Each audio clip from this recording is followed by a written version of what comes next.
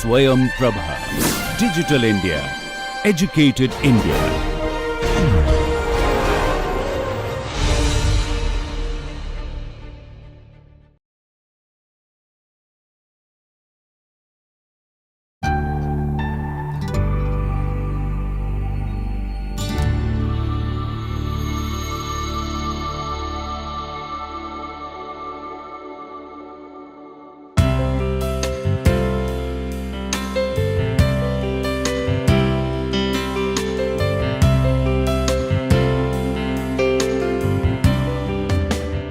Welcome dear participants to the fifth module of this week.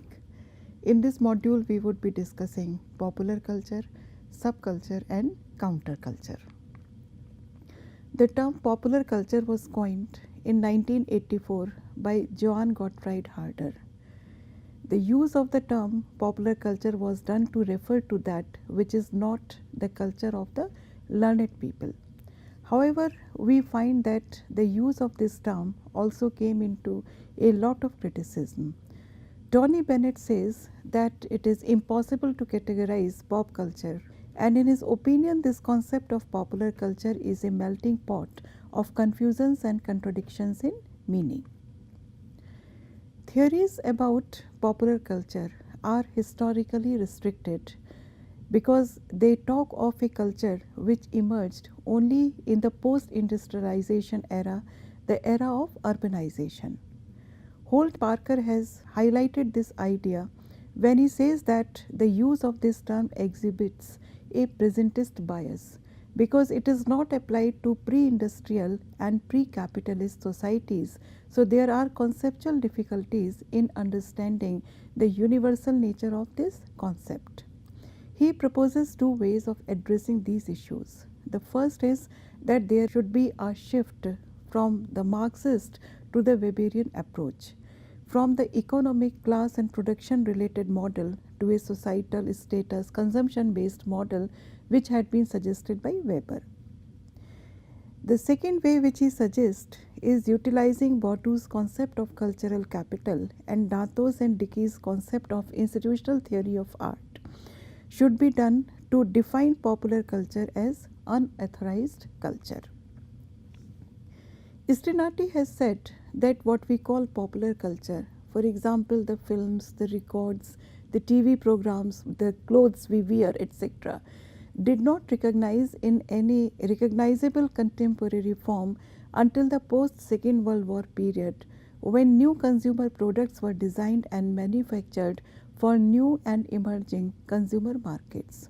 So we find that this approach, that popular culture is rooted in a particular historical time, runs into certain difficulties.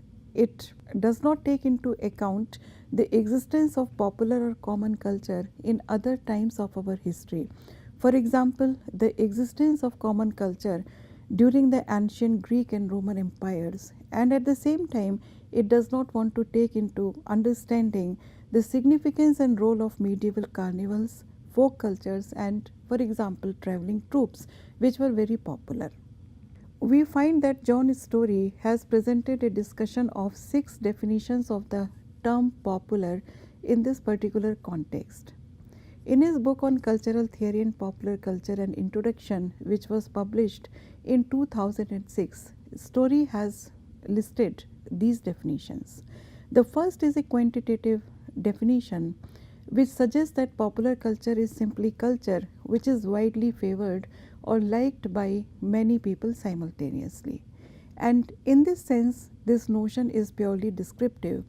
But at the same time, there are certain questions also. For example, how can one agree on a figure at which something becomes suddenly popular and can be included as a part of popular culture?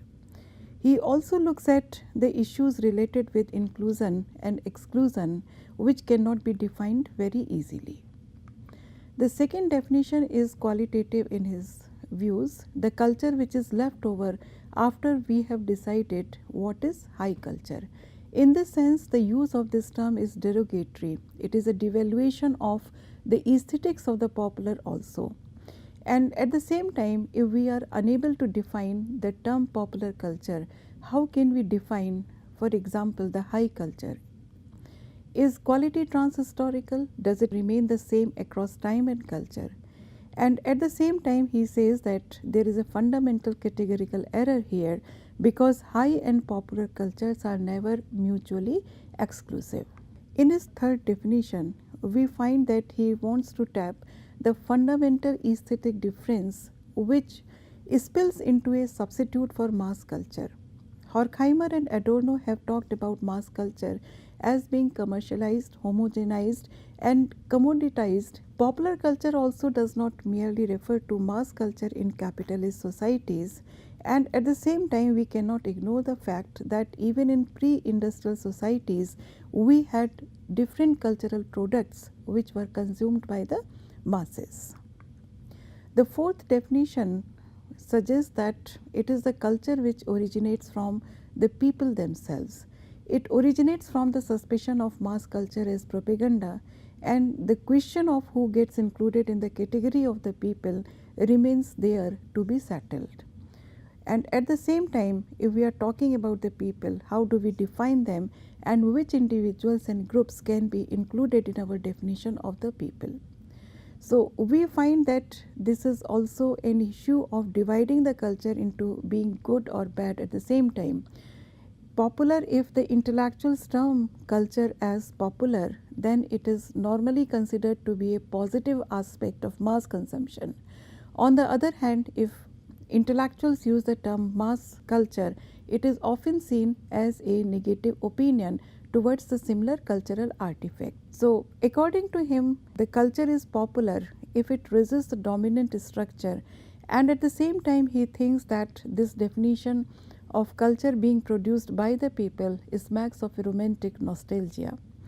And at the same time, he also suggests that the main features of the popular culture are reuse, refashioning, reappropriation of the acts and materials. And these are the features of the popular culture during the pre as well as post-industrial times. In his fifth definition, popular culture has been mentioned as a site of struggle between the resistance of subordinate groups in society and the forces of incorporation operating in the interest of dominant groups of society. And here we find that it is not strictly an oppositional culture either. The sixth definition follows from postmodernity, because postmodern culture is a culture which does not recognize the distinctions between high and low culture anymore. And this aspect of postmodernism would be taken up in much detail in our next modules. There has been a raging debate over what constitutes mass culture and how can we exactly define it. The origins of the concept go back very far in history. Still, the idea of mass culture and mass society started to receive critical attention only during the middle of the 20th century. It is also criticized for creating a world with no social institutions mediating between the mass of individual citizens and the centralized structures of power. At the same time, critics have suggested that this idea of mass society or mass culture is susceptible to totalitarian regimes, and they have suggested that especially after the experiences of Nazi Germany, this aspect cannot be ignored. It is also suggested that it is isolated from the political institutions, and therefore the participation of those structures which define and control power is no longer there. Culturally, mass society is created through the diffusion of the machinery of the culture industry, as Horkheimer and Adorno and also Benjamin have said earlier. The new left-wing criticism rejects both these extreme positions of the Frankfurt School and the liberal pluralism of Herbert Gans and others. At the same time, popular culture also studies the audience. How do the audience absorb, adapt, and resist the products of the culture industry? However, the state of the audience in these critiques remains the same. It is, according to them, alienated, isolated, and privatized. Here it is also pertinent to refer to Baudu again when he suggests that inequitable circulation of cultural products across the class spectrum produces and maintains socio-political inequality. Another term which started to gain ground around the 1940s is subculture. The term itself was coined in the 1940s in the context of the liberal and pluralist assumptions of the Chicago School of Sociology. Even though the usage of the term as well as associated meanings have continued to shift, we find that the basic approaches have remained more or less the same. It was during the 1920s and 1930s that the Chicago School, which is also known as the ecological school sometimes, researched the urban environment by combining theoretical approaches with ethnographic fieldwork in the city. Sociologists like Bloomer and Frederick Clements started to look at the ecological dimensions of urban planning and how planning and the lives of people are related with the ecological environment. Thrasher, Fraser and Sutherland were the subcultural theorists who applied principles of ecology to understand and explain social organization as well as the absence of social organization and the growing disorganization. The subcultures are understood as social groups which are constituted around shared interests, value systems, attitudes and practices. The term subculture designates particular social groups and their study in relation to broader social formations like community, public, masses, society and culture. It refers to the existence of specific collectives which have a specific set of norms, ideas and attitudes within a mainstream culture which it does not want to disrupt. It is also said that the subculture came into existence because the social relationships were weakening and the weakening social relationships abated a sense of disorganization in the societies. Social disorganizations were a consequence of the failure of social institutions of family, school, church, policing, etc., which had been able to encourage a sense of participation and cooperation among the people. Complications in urban life were accelerated when this sense of anonymity grew among the people and these social institutions were unable to solve the problems of individuals anymore. The idea of subculture, and as the Latin root sub suggests under, is never at odds with the society. It does exist within the mainstream culture despite having its own set of beliefs and norms. It is fairly transient collective which are studied apart from their familial or domestic or private settings. They are also voluntary, informal and organic affiliations which are formed in public spaces which are and remain to be unregulated. They operate within and against the disciplinary structures of institutionalization and there are deviations from the norms of dominant culture. They are often disenfranchised, subordinate and marginal, but they are always defined in the context of the mainstream. These subcultures also have their own hierarchies of knowledge, participation and taste also. Despite it, they are never violently outspoken. They are united by common aesthetics, interests and experiences. A particular example which can be quoted here is the goth, which is a short term for the gothic rock. These are the experimental underground music and hardcore punk which identify themselves by the colors of their dresses, the makeup colors, etc. There have been changes and developments in the field of the studies of subculture. For example, Frankfurt School analyzed mass culture and society. There have been debates in anthropology regarding different models of ethnographical studies. Birmingham Center for Contemporary Cultural Studies and its critical perspectives also contributed to our understanding of what may constitute a subculture. And at the same time, we find that critique of these tendencies by feminists and post-structuralists are also important to put the idea of subculture in a specific context.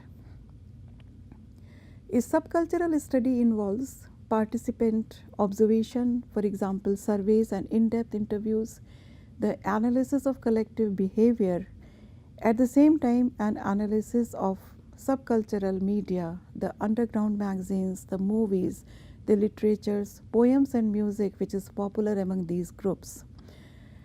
The sociological, anthropological or semiotic analysis in order to address the organization and production of a relational, material and symbolic structures and systems is also encouraged to understand this phenomena. However, we find that there are certain problems in defining the term subculture. Hans Sebald has pointed out that sociologists have failed to reach a consensus on the concept of subculture.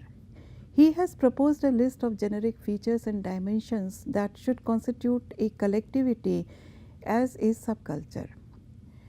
He also suggests that in the absence of a very clear definition of subculture, two important questions arise. The first is, what are the characteristic dimensions of a collectivity that sociologists can designate as a subculture? The second is about the measurement of these elements. So, the need of consensus on various generic elements of a subculture required for assessing whether the behavior of a particular group meets the criteria of being a subculture or not. Another problem which is often faced is that most of the definitions are too general to be useful and they do not suggest any particular idea. To fill this gap, we find that Sebald has proposed 8 basic elements that are central to subcultures. The elements which he has suggested are listed here. The first element is the existence of fairly unique or different set of values and norms which are, but at the same time they are also slightly different. Second is the dominance of a specific lingo or jargon which is not shared with the larger society and which is specific to a subculture. The third is the existence of discrete channels of communication which are not reliant upon outsiders, that is, the mainstream culture cannot understand it. Fourth is related with the unique style, taste and fads related particularly with grooming, fashion, gestures and similar other types of behavior patterns. A sense of solidarity, thinking in terms of we against those. So, a cogency of in-group versus out-group sentiments is also important for this formation. The existence of status criteria and hierarchies which define positions and status within groups are also important. For example, the issues of leadership and followership are very important to understand a subculture. The influence, charisma and power of individual leaders should also be studied to understand the increase in the feeling of collectivity which exists in these subcultural groups. And lastly, he suggests that there should be a fulfillment of needs which the mainstream culture and social structure fail to provide. So, these dimensions exist in a continuum. They may differ in degrees amongst groups, but let us say even though some may be more prominent than others, all these requirements must exist so that we can call a particular group subcultural. The idea of subculture and counterculture is also presented sometimes as being oppositional phenomena, which it is. So, people of a subculture are a part of the larger culture, but they also share a specific identity within a smaller group. For example, ethnic groups which share a particular type of language, a particular preference for food, customs, etc. Shared experiences, traits and preferences which are different from the mainstream, and those spectacular youth cultures which may proliferate from time to time.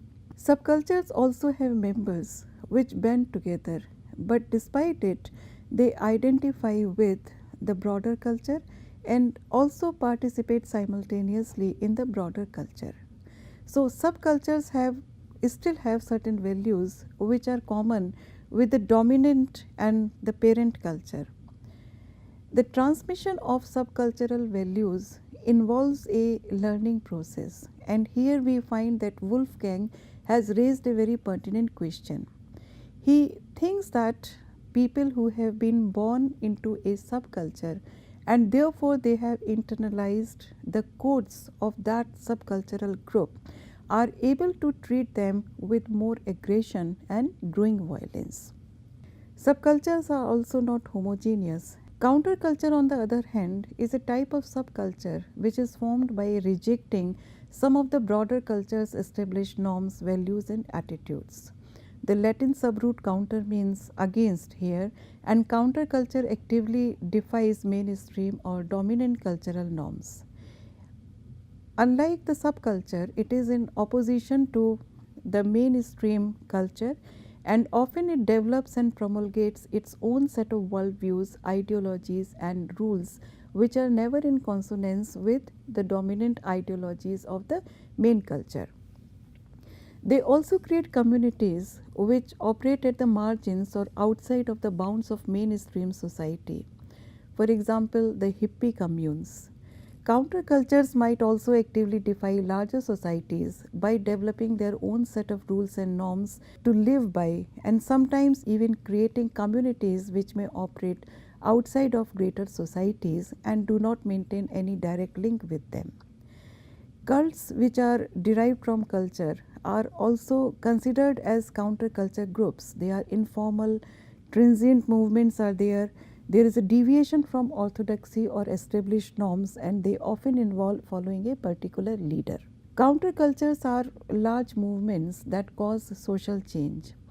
At the same time, we have to understand that our perceptions about what constitutes a counterculture can also undergo a shift with the passage of time. There was a time when suffragettes and feminists were also considered as countercultures. They had specific beliefs and values, and they fought to effect an essential change in the mainstream culture because they were demanding the right to vote for women. Hippies also broke down gender stereotypes which were held very dear earlier, and they protested against the Vietnam War. Similarly, we can also say that the punk movement of the 1970s and early 80s sought to be anti-establishment and anti-capitalist. So we have definitely seen the public stance of these groups changing over a passage of time, and acceptance of demands in the main culture is instrumental in our changing perspective towards a culture being a sub or a counter one. The subcultural theory of John Clark, Phil Cohen, Habbage and Hall relies on theoretical antecedents in sociological work on deviancy and delinquency. Hall, Clark, Habbage and Cohen have situated their work in a tradition which included functionalist anomie theory as well as the work of the Chicago school critics. The influence of Emile Durkheim on the Chicago school is also an important theoretical influence on our understanding of the subculture. The studies of marginalized social groups as well as Stanley Cohen's understanding of subculture as a solution to the problem of class, race and gender are also important to be referred to at this point. It is also significant for us to refer to Phil Cohen's landmark project on subcultural conflict and working class community. This work has foreshadowed the work of the culture theorist associated with the Birmingham Center for Study of Contemporary Culture. He has looked at new urban spaces as being basically exclusionary in nature, which have resulted in suburban development, and then he has tried to understand the sociological and cultural consequences of this development. He has also commented on how the working class is being subjected to the middle class ideology, and he has tried to look at the changes which this phenomena is bringing about.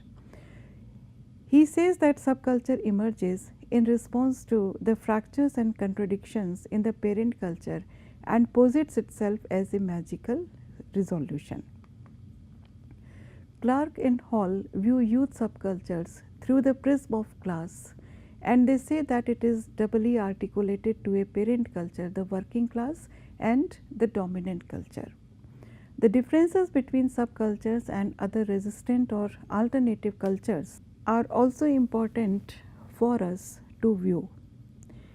It has been studied that working class cultures are homes of subcultures whereas the middle class cultures create countercultures. Subcultures exist in relation to the hegemonic forces of the dominant culture. Winning spaces are appropriation of dominant culture, a territory which is negotiated, a creative response to alienation and marginalization felt by many in the growing spaces of urban area.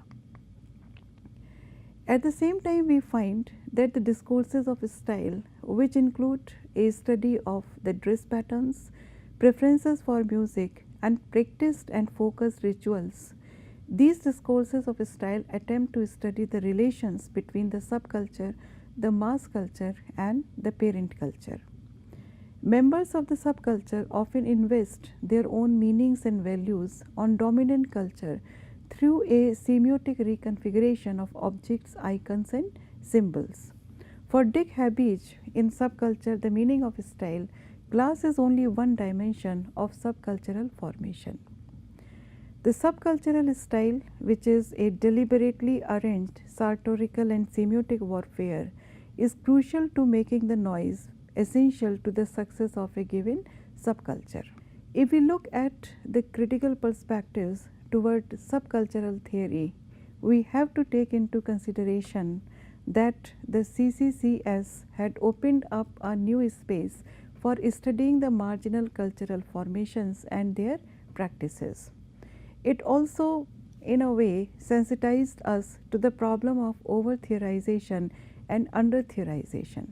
The discourse of style overemphasizes symbolic response to exclusion. Discourse of style at the same time is overly reductive and optimistic too.